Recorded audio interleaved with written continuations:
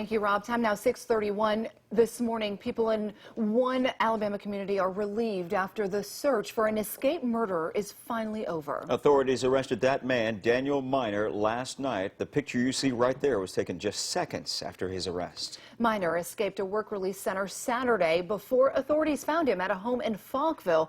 That's just south of Hartselle in Morgan County. And while his freedom lasted longer than authorities would have hoped, so did his surrender. After a 3-hour standoff with police, Minor finally coming out of the home, signaling a peaceful end. While it was the end authorities longed for, it didn't come without a scare. Minor threatened he had a bomb, forcing the Madison County Bomb Squad into action and different tactics from authorities. After trying to communicate for several hours, we were able to make entry by popping tear gas, and at that point, after several rounds of that, the individual did come out and is taken into custody.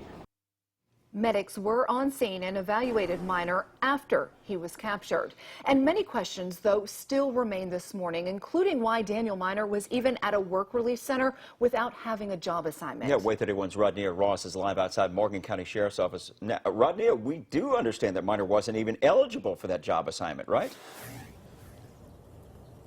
Right, so we found out that the convicted murderer never even had a job assignment because he wasn't eligible for one, even though he was being held at a low security work release facility.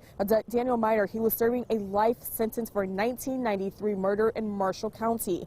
He was being housed at the Childersburg Work Release Center in Alpine, Alabama. Investigators are trying to piece together how an inmate under the Department of Corrections watch ended up 116 miles away from where he was being held. Investigators will continue to see what brought him to this residence and then any acts that took place prior to this, as well as anything that happened tonight. We would assume that additional charges would come from that, in addition to the escape charges and the life sentence that he was already facing.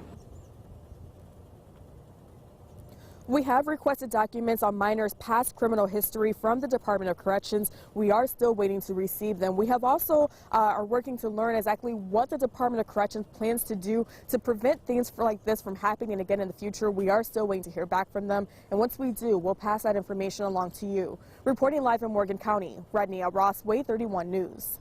Rodney.